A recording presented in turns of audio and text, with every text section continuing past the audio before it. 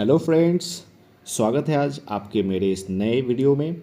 और ये जो वीडियो है वो कंटिन्यूड फ्रैक्शंस का पार्ट 6 है। इससे पहले मैंने पार्ट 1, पार्ट 2, पार्ट 3, पार्ट 4 और पार्ट 5 ऑलरेडी मैंने बना दिया है। जिन्होंने नहीं देखा है वो बिल्कुल जाकर देखिए और अपने कॉन्सेप्ट को क्लियर कीजिए। चलिए, आज का जो वीडियो है, आज के इस वीडियो में जो क्वेश्चंस है वो बहुत ही ज़्यादा इम्पॉर्टेंट है। ये ऑलरेडी इस तरह के क्वेश्चंस बहुत सारे एग्ज़ाम्स में पूछे जा चुके हैं। तो चलिए मैं आपको बताता हूँ कि इस तरह के क्वेश्चंस को आप कैसे सॉल्व कर सकते हैं। तो जैसा कि आप इस क्वेश्चन में देख रहे हैं कि यहाँ पे ए, बी और सी दे रखा है और एक फ्रैक्शन भी दे दिया गया और कह रहा है आपको कि फाइंड ए माइनस बी प्लस सी का वैल्यू निकालिए। तो कैसे निकालेंगे मैं आपको बताता हूँ। तो ये जो फ्रैक्शन आपको दिया है ना 13/29, आप क्या कीजिए, नोमिनेटर यानी कि 13 से आप क्या कीजिए, डिवीज़न कीजिए 29 में। तो चलिए डिवाइड करते हैं। कितने टाइम्स में होगा डिवाइड? 2 टाइम्स में होगा। तो 13 टाइम्स 2 26, सब्ट्रैक्ट कितने बच गए? 3। अब वापस से क्या करना है हमें? वापस से फिर से डिवीज़न करना है, लेकिन इस टाइम क्या करेंगे हम लोग, जो जो डिवाइज़र था 13 उसे डिविडेंड बना देंगे और वापस से डिवाइड करेंगे। तो कितने टाइम्स में जाएगा? 4 टाइम्स में। 12 सब्ट्रैक्ट कर दीजिए, बच गए 1। और वापस से फिर क्या करना है, जो डिवाइज़र है 13 3, उस 3 को यहाँ लिख दीजिए और वापस से डिवाइड कीजिए। तो कितने टाइम्स में जाएगा? 3 टाइम्स में जाएगा। और इसे आप सब्ट्रैक्ट करेंगे तो कितना बचेगा? कुछ भी नहीं। इट मीन्स अब क्या हुआ कि अब ए बी सी को फाइंड करना है। अब अगर ए बी सी को फाइंड करने की कोशिश करेंगे तो ये जो फर्स्ट है 2 वो ए के लिए रिस्पॉन्सिबल है, ये 4 बी के लिए रिस्पॉन्सिबल हुआ और ये जो 3 है वो सी के लिए रिस्पॉन्सिबल हुआ। इट मीन्स आप देख सकते हैं कि ए, बी और सी तीनों का वैल्यू हम लोग को मिल चुका है। अब बस कुछ भी नहीं है, अब बस आप वैल्यू को क्या कीजिए, पुट कर दीजिए। क्वेश्चन में आप पुट कर दीजिए। तो ए का वैल्यू हो गया 2 और माइनस बी का वैल्यू कितना है 4 और प्लस 3। अगर आप इसको कैलकुलेट करेंगे तो आपका आंसर आ जाएगा 1। यही क्या हो गया, आपका आंसर है। तो आप ऑप्शन में देख सकते हैं, ऑप्शन में कि जो ए नंबर है वो 1 दे रखा है और यही आपका सही आंसर हो गया है। चलिए अगले क्वेश्चन को करते हैं।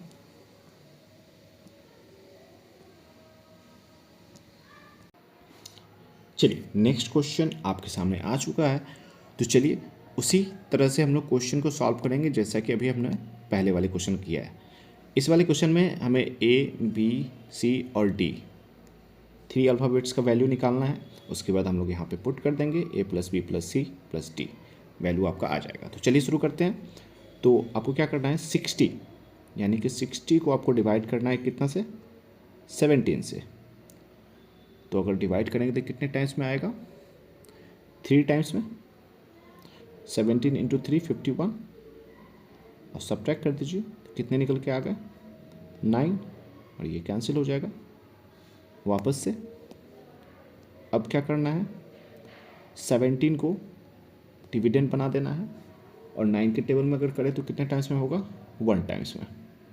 2 लेंगे तो 18 हो जाएगा जो कि 17 से ज़्यादा है, तो हमें 1 टाइम में ही लेना होगा। सब्ट्रैक्ट कर देंगे तो आ जाएगा आपका 8। फिर से वही प्रोसीजर, जो 9 है उसे डिविडेंड बना देना है और फिर से 1 टाइम। कितने हो गए? 1 और अगेन 8 को डिविडेंड और ये 8 टाइम्स में कैंसिल हो गया।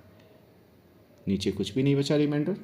इस तरह से जो आपका वैल्यू निकल के आया वो ए का वैल्यू हो गया 3, बी का 1, सी का 1 और जो डी है उसका हो गया 8। तो हमें 3 वैल्यू निकल के आ चुका है और इन तीनों वैल्यू को, जो वैल्यू है उसको हम लोग पुट कर देंगे। तो चलिए पुट करते हैं। तो a plus it means 3 plus b 1 plus c again 1 plus 8, तो कितने हो जाएंगे? ये हो गया आपको 13। यही क्या हो गया? आपका आंसर हो गया। तो आप ऑप्शन में देख सकते हैं 13 जो है वो सी नंबर में दे रखा है। यही आपका क्या हो गया? आंसर हो गया। उम्मीद है आपको समझ में आया होगा। चलिए अगले क्वेश्चन को करते हैं। चलिए नेक्स्ट क्वेश्चन आपके सामने आ चुका है और ये क्वेश्चन पहले से थोड़ा ज़्यादा टफ है, तो कोई बात नहीं है, मैं आपको बताऊंगा कि इस तरह क्वेश्चन को कैसे सॉल्व करना है। तो सबसे पहले जो मेथड है उसी मेथड का हम लोग यूज़ करेंगे। तो 9 से आप डिवाइड कर दीजिए 26 को,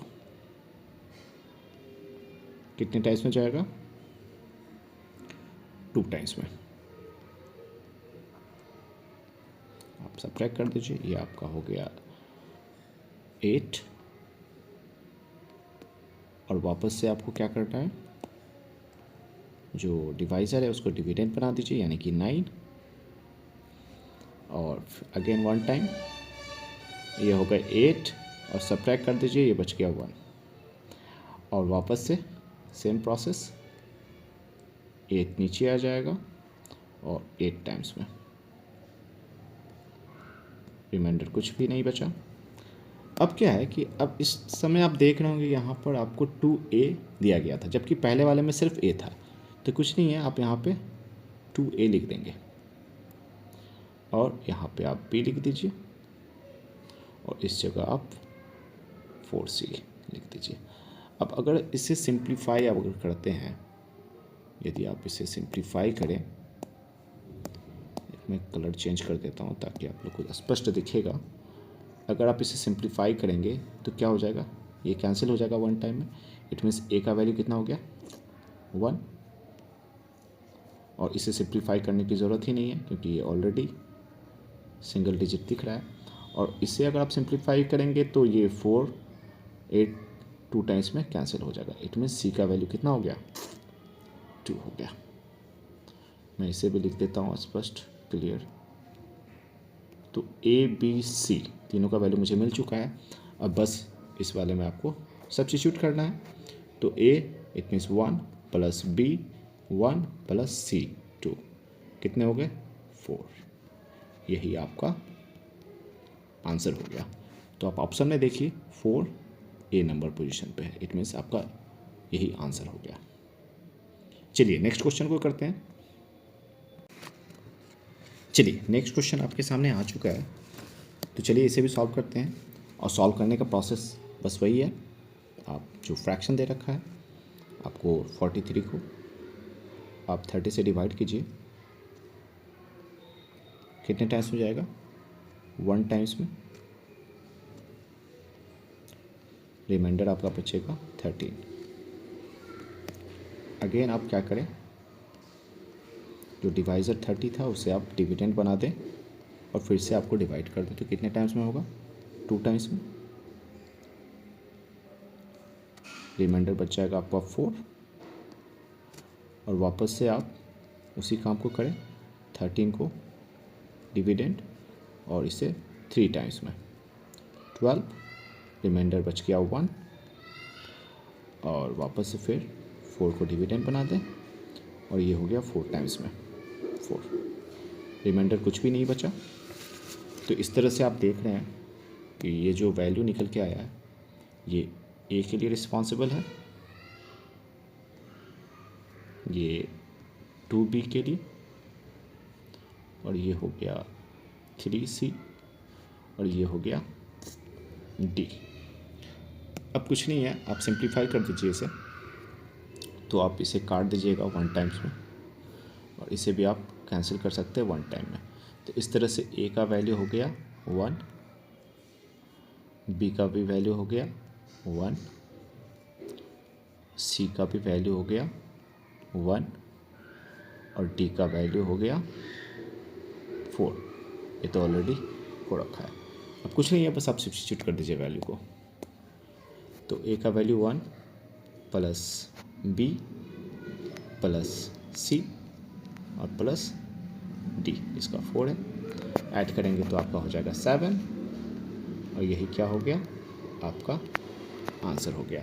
आप ऑप्शन में देख सकते हैं, ये सी नंबर जो है यही आपका राइट आंसर है।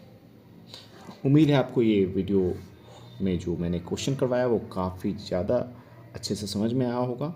और अगले वीडियो में हम लोग फिर से एक कॉम्पिटिटिव बेस्ड क्वेश्चंस लेके आएंगे जो कि ऑलरेडी प्रीवियस ईयर में कई सारे एग्जामों में पूछे जा चुके होंगे। उन सभी क्वेश्चनों को मैं आपको करवाऊंगा बाय यूजिंग ट्रिक। तो आज के लिए इतना ही। Thank you so much.